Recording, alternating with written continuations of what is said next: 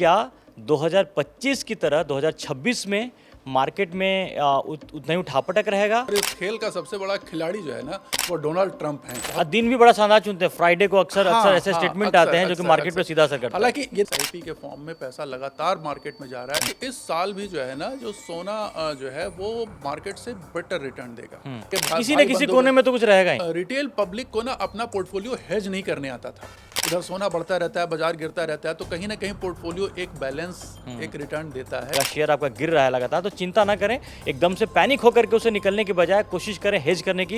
ये जो फ्लक्चुएशंस हैं, ये शॉर्ट टर्म, टैरिफ पे टैरिफ, टैरिफ पे टैरिफ, मतलब एक के बाद एक टैरिफ लगे, आप इस गिरावट में एक लाभ भी उठा सकते हैं। या कोई इसमें कुछ ऐसे बदलाव आने की उम्मीद है? क्योंकि अब तक जो हालात दिख रहे हैं, किसी अगर एक दिन मार्केट उठता है तो दूसरे दिन गिर जाता है, और उसके बाद कई तरह की बातें आती हैं, लेकिन फिर वहीं पर परिस्थितियाँ वहीं गोल गोल घूम रही हैं। अब इससे जो इन्वेस्टर हैं, जो मार्केट में पैसा लगाना चाहते हैं, या जो निवेशक कहीं किसी भी तरह से पैसा अपना कमा के बढ़ाना चाहते हैं, उनके लिए बड़ी मुश्किलें आ रही हैं। तो हम आज समझेंगे, क्योंकि सोना चांदी को लेकर के भी लगातार वो अब देख रहे हैं कि वो अब वहाँ भी वो वॉलेटिलिटी वहाँ भी आ गई। अब समझ में नहीं आ रहा है कि चढ़ेगा या गिरेगा और क्या होगा। हमेशा की तरह जैसे हमने वादा किया है कि हम आपको ज़्यादा से ज़्यादा जानकारी मार्केट के लिए, जो आप निवेश अपना कहाँ करें और कहाँ से ज़्यादा पैसा बना सकते हैं और आपका निवेश कितना सुरक्षित हो, इस बात का ध्यान रखें। हमेशा की तरह अनिल राय जी जो मार्केट एक्सपर्ट हैं आपको बताएंगे। तो सबसे पहला सवाल हम यही करेंगे कि अनिल जी, पिछली बार भी हमने बात की थी, लगा था कि कुछ हालात सुधरेंगे, कभी अमेरिका और इंडिया के बीच में ट्रेड डील होने का काफ़ी उम्मीदें आई, लेकिन ये ट्रेड डील होने में शुरुआत तो एकदम से दिखाया कि वो होगा, लेकिन फिर से गोल गोल घूम के वहीं हम बार बार पहुंच जा रहे हैं। ऐसा लग रहा है कि सांप सीढ़ी का खेल चला है कि हम 99 तक पहुँचते हैं, वहाँ सांप काटता है और अब फिर हम आकर के 0 पे आ जाते हैं। एकदम हो रहा है, और इस खेल का सबसे बड़ा खिलाड़ी जो है ना, वो डोनाल्ड ट्रंप हैं। क्योंकि जब भी कुछ अच्छा होने को होता है तो वो कुछ न कुछ ऐसी खुराफात, ऐसी हरकत कर देते हैं जिससे मार्केट पैनिक हो जाता है। होता क्या है कि जो इन्वेस्टर्स या जो ट्रेडर्स स्पेशली होते हैं, स्पेशली जो फॉरेन इन्वेस्टर्स होते हैं, वो बड़े डरपोक होते हैं, बड़े वीक हैंड्स के होते हैं। वीक हैंड्स का कारण है, उसका कारण है क्योंकि उनके पास पूरी दुनिया है इन्वेस्ट करने के लिए। तो उनको जहाँ भी डाउट लगता है ना कि इस कंट्री में थोड़ा सा खतरा आ रहा है, तो तुरंत एक बार वहाँ से प्रॉफिट बुकिंग करो या बेच के निकल लो। डीआईआईज नहीं बेचते, अगर आप देखा होगा बहुत कम ही होता है कि जब जो है डोमेस्टिक इन्वेस्टर्स होते हैं वो बेचते हैं। हाँ, रिटेल थोड़ा पैनिक ज़रूर होता है, लेकिन जो बड़े इन्वेस्टर हैं इंडिया के, वो जनरली नहीं बेचते। एफआईआई बेचता है जल्दी, वो बेच करके भागने लगता है तुरंत के तुरंत। तो ये एक पैनिक थोड़ा सा क्रिएट होता है, और इसके कारण अभी जो 2026 की सिचुएशन है, इसमें अभी भी उठापटक जारी है। अनिश्चितता के जो है, कह लीजिए कि पूरी वैश्विक अनिश्चितता के सबसे बड़े जो प्रणेता इस समय कहे जाएंगे वो हमारे ट्रंप साहब। जब से वो प्रेसिडेंट बने हैं, इस बार के इसमें गजब की उठापटक चल रही है। मतलब हम लोग खुद बचाएं, पहले होता था कि चार्ट देख लिए या फंडामेंटल देख लिए तो चलिए बाजार की एक समझ आ जाती है। अब तो हम लोगों को पूरा पूरा राजनीतिक विश्लेषण करना पड़ रहा है, बल्कि बाहरी फैक्टर ज़्यादा एकदम। अब देखिए, कल जो बाजार गिरा, कल के बाजार गिरने के पीछे परसों की रात की घटना थी कि भाई स्ट्रेट ऑफ हॉर्मुज, जिसके थ्रू इंडिया का 50% ऑयल आता है लगभग, और उसके साथ साथ चाइना को भी सबसे ज़्यादा सप्लाई स्ट्रेट ऑफ हॉर्मुज, पूरी दुनिया का 20% वहीं सप्लाई होता है, वहीं से आता है। तो इसमें अब देखिए, जियोपॉलिटिकल कहानी क्या कर रहे हैं, उन्हें पता है कि इस रास्ते से जा रहा है, और ईरान ही सबसे बड़ा सप्लायर है चाइना को भी। इंडिया हालांकि उनका टारगेट नहीं है, लेकिन चाइना उनका टारगेट हो सकता है। अब उसको प्रेशराइज करने के लिए, क्योंकि सबसे बड़ा बायर वही है, वेनेजुएला पे ऑयल में उन्होंने कब्जा कर लिया है, और अब ईरान की बारी है। तो कहानी अगर आप देखें ध्यान से, तो वो तेल पे कब्जा करने वाली कहानी चल रही है। और हमने शायद फरवरी में के शुरुआत में ही एक वीडियो हमने बनाया था आपके साथ ही, तेल का खेल, और तब कहा था कि देखिए तेल में दिख रहा है कि कुछ खेल होने वाला है, क्योंकि ऐसा हमें चार्ट पर दिख रहा था कुछ सिम्टम्स कि वहाँ पर ना पोजीशन बन रही है। और जो ये बड़े खिलाड़ी हैं, मतलब देखिए देश के प्रेसिडेंट हैं, बट ऐसा लग रहा है कि जैसे ये लोग ट्रेडर की तरह बिहेव कर रहे हैं। कुछ बड़ा करने से पहले एक बड़ी पोजीशन बना करके, हालांकि दिन भी बड़ा शानदार चुनते हैं, फ्राइडे को अक्सर ऐसे स्टेटमेंट आते हैं जो कि मार्केट पे सीधा असर करता है। हालांकि ये देखिए, अब इसमें सत्यता तो नहीं है, लेकिन फिर भी देखने से ऐसा लगता है कि बताओ, ये तो जो है देश के राष्ट्राध्यक्ष इस तरीके से उठापटक और इतनी वोलेटिलिटी क्रिएट कर रहे हैं, तो भाई कहीं इसके पीछे कोई और कारण तो नहीं है। लेकिन फिर भी बहरहाल अभी निवेशकों के लिए ये 2026 जैसा दिख रहा है, बहुत पेशेंस रखने का है। पेशेंस रखने का है, वोलेटाइल रहेगा, वोलेटिलिटी बनी रहेगी 2026 में। हमने पहले भी बात की थी कि 2026 यहाँ से 1-1.5 साल जो है वोलेटिलिटी ये बनी रहेगी, उठापटक चलती रहेगी। मतलब जब तक जियोपॉलिटिक्स में थोड़ा ठहराव नहीं आता है क्लियर तब जी, तक। बहुत क्लियर डायरेक्शन अभी तक नहीं दिख रहा है। हाँ, एक ट्रिगर फैक्टर बस वही दिख रहा है कि मार्च और अप्रैल में जो अपनी यूएस इंडिया की ट्रेड डील है, और तब तक शायद ये ईरान वाला मैटर भी तब थोड़ा तक सुलझ जाए, थोड़ी सी विश्व में शांति आ जाए ना, तो एक बूस्ट मिलेगा। अभी भी इतना कुछ होने के बाद भी अगर आप देखें तो जो रिटेल की मनी है वो बाजार को गिरने नहीं दे रही है। एसआईपी के फॉर्म में पैसा लगातार मार्केट में जा रहा है, और अब तो एसआईपी के फॉर्म में स्टॉक मार्केट के अलावा सोने और चांदी में भी जाने लगा है। तो ये दोनों में ही एक बड़ा अमाउंट पब्लिक का जा रहा है, और बस ये है कि थोड़ी सी वोलेटिलिटी स्टॉक मार्केट को लेकर के बनी रहेगी। स्टॉक मार्केट इस साल भी हो सकता है कि बहुत अच्छा रिटर्न ना दे। मैंने पिछले जैसे कि देखा कि 2025 में भी जी मार्केट ने अच्छा रिटर्न, 2024 तो बहुत ही अच्छा रहा था, बहुत अच्छा। 25 की तरह 26 भी जाने की स्थिति है। तो मतलब थोड़ा ट्रेडर जो भी आपको ट्रेडिंग करनी है, शेयर मार्केट में हो या फिर कहीं भी अगर ऐसे करें, थोड़ा सा ध्यान रिटर्न करके। के नाते जो हमारी सलाह हो रही है, हालांकि देखिए यहाँ पर हम जो भी बातें कर रहे हैं वो कोई सलाह नहीं है, डिस्क्लेमर में पहले ही बता बिल्कुल, दूं। बिल्कुल, हम लोग एक केवल एक एजुकेशनल हम एक डायरेक्शन बताने की कोशिश करते हैं कि आप कहाँ जा रहा है वो। लेकिन जो अभी तक का अंदाजा हम लगा रहे हैं कि इस साल भी जो है ना, जो सोना जो है वो मार्केट से बेटर रिटर्न देगा। उतना रिटर्न नहीं देगा जितना पिछले साल दिया है, लेकिन स्टॉक मार्केट से, निफ्टी से बेटर रिटर्न वो जनरेट कर सकता है। इसकी संभावना अभी भी ज्यादा दिख रही है, क्योंकि उसकी वजह से वही वाली बात यह है कि जिस तरह से अनस्टेबिलिटी है पूरी दुनिया में। और अभी देखिए थोड़े दिन पहले जब ये रशिया के साथ डील हुई थी, रशिया के साथ यूएस की डील होने की बात हुई थी, डील नहीं हुई थी, हाँ। एक रिपोर्ट आई थी, एक अफवाह आई थी, अफवाह ही कहेंगे उसे, क्योंकि अगले दिन रशिया की जो मीडिया थी उसने उसका खंडन कर दिया, जो वहाँ की गवर्नमेंट मीडिया थी। लेकिन उसकी वजह से सोने में ज़बरदस्त गिरावट आई, और ऐसा लगा कि भाई अगर ये हो जाता है, तो ये फैक्ट था कि अगर वो हो जाता है, ऐसी कोई चीज़ हो जाती तो ज़रूर एक बड़ी गिरावट सोने में देखने को मिलती। लेकिन जैसा अंदाज़ा लगा था कि रशिया इस काम के लिए राज़ी होगा नहीं, और वही बात निकली कि रशिया ने कहा कि भाई ऐसी कोई बात है नहीं, और सोना देखिए कहाँ से फिर वो एक अभी जब हम मेरे ख्याल से हम बात कर रहे हैं, आज 156 के आसपास सोना चल रहा है। चांदी आज फिर 2.5 लाख क्रॉस कर गई MCX पे, काफ़ी दिनों तक नीचे ठंडा रहने के बाद हाँ, गर्माहट दिखने लगी, आज फिर 3 से 4, क्योंकि जैसे ये जियोपॉलिटिकल सिनेरियो डिफिकल्ट वहाँ जहाँ प्रॉब्लम होती है, बड़ा सिंपल सा फंडा देखिए, फंडामेंटल समझिए कि जहाँ जियोपॉलिटिक्स में अगर क्राइसिस होती है या ऐसा लगता है कि अनसर्टेन होता है और जो तनाव है लंबे समय तक लिए चलेगा, तो वहाँ पर सोना चांदी जो मेटल है वो बड़ा स्ट्रांग होते हैं, और जहाँ स्थितियाँ वहाँ थोड़ी ठीक होती है तो लोग मार्केट में आना शुरू करते हैं। तो मार्केट सोना चांदी और ये जो जियोपॉलिटिक्स का बड़ा ही अब के कम से कम आज के ज़माने में बड़ा कनेक्शन, मतलब वो है। एक बड़ी अच्छी बात कहूँगा यहाँ पर, बल्कि रिटेल पब्लिक की अवेयरनेस के लिए कहूँगा। कुछ समय पहले तक की 1.5 साल 2 साल पहले की बात बता रहा हूँ, रिटेल पब्लिक को ना अपना पोर्टफोलियो हेज नहीं करने आता था, ठीक है। बिल्कुल, हेजिंग जो है वो केवल पोर्टफोलियो मैनेजर की डेस्क तक सीमित रह गई थी, या जो बड़े ट्रेडर हैं उनको पता था। रिटेल पोर्टफोलियो केवल रिटेल जो इन्वेस्टर है ना, वो केवल अपना पोर्टफोलियो गिरते हुए देखता था बेचारा, अगर बाजार गिर रहा है तो क्या करें, अब तो कोई उपाय नहीं है। अब एक समझ बढ़ती चली जा रही है कि अगर बाजार गिर रहा है तो अपने पोर्टफोलियो को हेज करने के लिए अब वो लोग सोने की तरफ शिफ्ट, क्योंकि गोल्ड का ETF ले लिया तो वो जो गिरावट है उसमें थोड़ी सी कमी आ जाती है टोटल पोर्टफोलियो में। उधर सोना बढ़ता रहता है, बाजार गिरता रहता है, तो कहीं ना कहीं पोर्टफोलियो एक बैलेंस, एक रिटर्न देता है।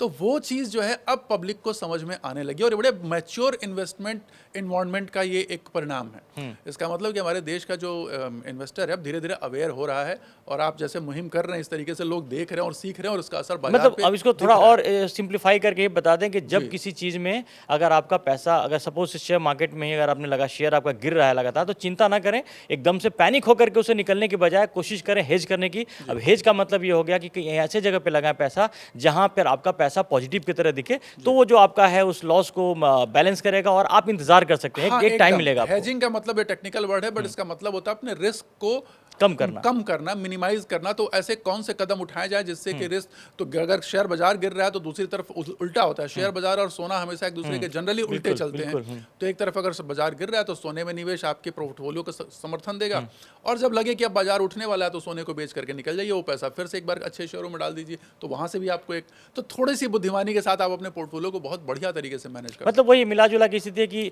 धैर्य वाली स्थिति है कि अगर पैनिक होने की जरूरत नहीं है, क्योंकि लॉन्ग टर्म में चीजें उतनी बुरी नहीं है, लेकिन शॉर्ट टर्म में जो चीजें चल रही हैं कि उसकी वजह से परेशानी ज़्यादा है। लंबी अवधि केस के लिए हमारे देश का जो भी फंडामेंटल है, हमारे देश की जो अर्थव्यवस्था का जो भी एक मूलभूत ढांचा है, वो अभी भी एकदम मजबूत है और आगे भी इसकी बढ़ने की ही संभावना साफ साफ दिख रही है। तो उसमें कहीं कोई दो राय नहीं है।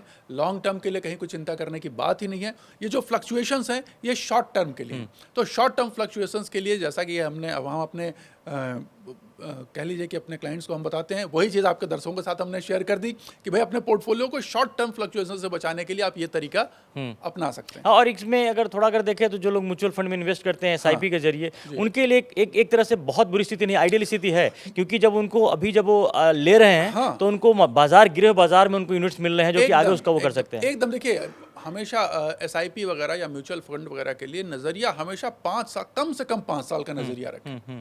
अगर उससे कम का नजरिया है तो फिर एसआईपी और म्यूचुअल फंड में ना जाएं। वो 5 साल से कम के बारे में उसमें सोचे ही ना और वहां डालें तो फिर रेट ना देखिए। ठीक है, आप एसआईपी करिए बढ़िया तरीके से और उसको 5 साल के लिए छोड़ दीजिए, आपको हमेशा अच्छे रिटर्न मिलेंगे। सारी वोलेटिलिटी जो है वो स्मूथन आउट हो जाती है, उठा पटक होते होते आपकी जो एवरेज कॉस्टिंग है वो एक स्मूथ हो जाएगी और रिटर्न बढ़िया मिलेंगे। हाँ, कुछ मार्केट में अफवाह इस बात को लेके भी कई तरह की चीज़ें दिख रही हैं, कभी आपने वीडियो देखा होगा, कुछ डराने की कोशिश करते हैं, अरे सोना का रेट बहुत 1 लाख से नीचे चला जाएगा, इस तरह की बातें आ रही हैं कि एक ये पता नहीं अब कौन करता है, कैसे करता है, इस तरह का अगर आशंका अगर बनाई जाए तो उसके पीछे क्या वजह देखते हैं? देखिए, सीधी सी बात है, आजकल बोलने को तो कोई कुछ भी बोल दे रहा है और अगर थोड़ी सी इकोनॉमिक्स की समझ रखें, अगर थोड़ी सी जियोपॉलिटिकल की समझ रखेंगे तो ऐसा समझ रखने वाले लोग ऐसा स्टेटमेंट नहीं देंगे। जबकि हमें पता है कि अभी फिलहाल आने वाले समय में दुनिया में ऐसा नहीं होने वाला कि सडनली एकदम शांति छा जाए, सब जगह अच्छी चीजें हो जाएं, सभी एक दूसरे के किसी न किसी कोने में तो कुछ रहेगा ही, एकदम रहेगा। और ये डिसरप्शन आने वाले समय में ये डिस्टर्बेंसेस मुझे बढ़ते हुए दिखाई दे रहे हैं। क्योंकि देखिए, एक तरह से देखें तो एक पूरी ना पावर शिफ्टिंग चल रही है पूरी दुनिया में। हमने पहले भी बात करी थी कि एक पावर शिफ्टिंग चल रही है। वेस्टर्न कंट्रीज अब उतनी स्ट्रांग नहीं रह गई जितना आज से 10-20 साल पहले हुआ करती थी, और जो हमारी एशियन कंट्रीज हैं इधर की तरफ इमर्ज कर रही हैं, वो इमर्ज कर रही हैं, वो अब उतनी वीक नहीं रह गई जितना आज से 10-15 साल पहले। तो ये जो पावर शिफ्टिंग है ये एक स्ट्रगल क्रिएट करता है, ये एक घर्षण पैदा कर रहा है इकोनॉमिक और पॉलिटिकल सिनेरियो में, और उसी का नतीजा है कि ये तो फ्रिक्शन जो है ना थोड़ा सा ये डिस्टर्ब रहेगा, और उसका सबसे ज़्यादा फायदा मिलता है तो सोने को मिलता है, या जो सीमित संख्या में धातुएं होंगी उसको मिलेगा। तो ये कह देना कि नहीं वो अचानक से वो 1 लाख के नीचे आ जाएगा, कई लोगों ने तो कहा कि वो 80,000 आ जाएगा, 70,000, ये सब बेमानी बातें हैं। अभी तो बहुत दूर है 1 लाख, अभी 1,50,000, 1,40,000, 45,000 के आसपास चल रहा था, उछल के वहाँ से 1,55,000 के आसपास आ गया। और अगर ये ईरान वाली सिचुएशन थोड़ी और बढ़ गई तो और टेंस हुई तो ये फिर वो अपने ऑल टाइम हाई के पास जो 1,80, 1,83 का बनाया है वो जल्दी ही पहुंच सकता है। तो ऐसा कोई कुछ नहीं कह सकते। और ये कहना है कि सोना अब यहाँ से एकदम गिर के धराशायी हो जाएगा, सोना कभी धराशायी नहीं होता। हाँ, एक करेक्शन जरूर आता है जो कि ठीक है, वो बड़ा वाजिब है, वो तो करेक्शन होना तो वाजिब है, वो आ चुका है। 1,83 की हाई से एमसीएक्स प्राइस का गिर करके वो लगभग 1,35 तक वो टच कर चुका है। तो 50,000 का करेक्शन, एक बड़ा करेक्शन आ चुका है। अब मतलब मेजर, अब ये देखिए बड़ा ध्यान से सुनिएगा, मेजर करेक्शन अभी फिलहाल तो सोने में ड्यू नहीं दिख रहा है, बल्कि सोना यहाँ से बेहतर ही होगा। तो आप जो सोने को लेकर अगर कोई आपको किसी तरह के बरगलाने की कोशिश करता है तो उससे दूर रहें, ये एक लॉजिक वाली बात हो गई। अब बताते हैं, अगर हम थोड़ा सा मार्केट के अंदर और थोड़ा डीप जाते हैं, आज अभी जो BSE है सेंसेक्स अराउंड 82,000 के रेंज में चल रहा है, और निफ्टी जो है वो 26,300 के जो पिक से आकर के अभी 25,500 के आसपास घूम रहा है, अब ये दिख रही है। अब स्थिति अगर यहाँ से देखिए, अब जिस तरह की परिस्थितियाँ हुई थी बेहतर होनी चाहिए थी, कि दोबारा उम्मीद कर रहे थे कि दोबारा जो ऑल टाइम हाई था, जो 26,300 समथिंग का जो था, वो कब तक, वैसे अगर आपको लगता है कि मार्च में अगर परिस्थितियाँ बेहतर हो तो उस समय तक जा सकता है? देखिए, ये एकदम डिपेंड करता है जियोपॉलिटिकल कंडीशन के ऊपर। अगर थोड़ी भी, क्योंकि देखिए बिजनेस के लिए शांति बहुत जरूरी है। उसका कारण मैं बता दूं, लोग बार बार सुनते हो कि जियोपॉलिटिकल की वजह से मार्केट उठापटक हो गई, ऐसा क्या हो गया, तो पॉलिटिक्स से बाजार का क्या लेना देना। मैं उन लोगों को, ये दर्शकों को समझाना चाहूंगा कि देखिए, स्टॉक मार्केट तो एक इंडिकेटर है। बिल्कुल, इंडेक्स बोलते हैं, इंडेक्स मतलब ये इंडेक्स फिंगर है। बिल्कुल। इंडेक्स फिंगर से हम इशारा करते हैं। तो स्टॉक मार्केट जो है ना वो एक इंडेक्स है जो इशारा करता है, किस चीज़ का इशारा करता है? अर्थव्यवस्था में होने वाले बदलाव का इशारा वो आज ही कर देता है कि आज से 4-6 महीने बाद क्या होगा, उसका वो अभी से उसका इंडिकेशन देने लगता है। इंडिकेशन से इंडेक्स बना है तो लोग समझ जाएंगे। अब सरल भाषा में प्रयास कर रहा हूँ समझाने का बाजार की चीज़ों को।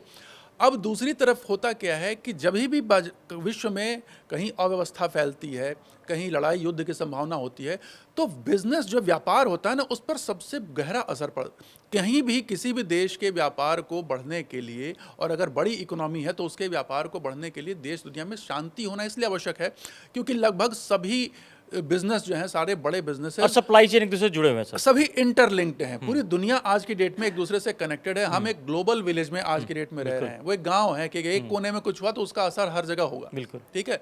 तो ये कह पाना जो है कि नहीं वहाँ अगर ईरान में हो रहा है तो हमारे यहाँ क्या हुआ है तो बहाना हो गया, बहाना नहीं है, उसका दूरगामी परिणाम यहाँ के बिजनेस पे पड़ेगा, है ना। कैसे नहीं, अगर हॉर्मुज में अगर कोई दिक्कत होती है तो आपका तेल का सप्लाई 50% कहाँ नहीं आएगा। तेल की सप्लाई बढ़ेगी तो कहाँ कहाँ, अगर तेल का रेट महंगा होगा तो तेल हमारे यहाँ एक पूरी इकोनॉमी का मतलब है, पूरी इकोनॉमी के लिए इन्फ्लेशन बढ़ जाएगा क्योंकि रनिंग कॉस्ट जो है, जो फ्यूल कॉस्ट है वो बढ़ जाएगी। उसके अलावा जो इंडस्ट्रीज तेल को, जैसे एविएशन इंडस्ट्री, उसकी कॉस्ट बढ़ जाएगी, ट्रांसपोर्ट इंडस्ट्री उसकी कॉस्ट बढ़ जाएगी, गैस इंडस्ट्री जहाँ उसको जो यूज़ करती है जब फ्यूल रॉ मटेरियल, वो उसकी कॉस्ट बढ़ जाएगी।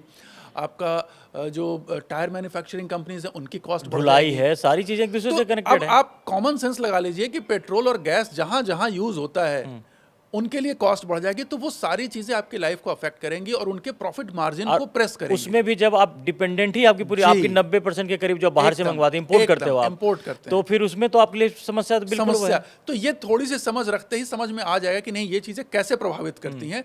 मार्केट केवल उसको पहले ही रिएक्ट कर देता है, इसलिए लोगों को समझ में नहीं आता कि अरे हुआ तो अभी नहीं, मार्केट पहले ही।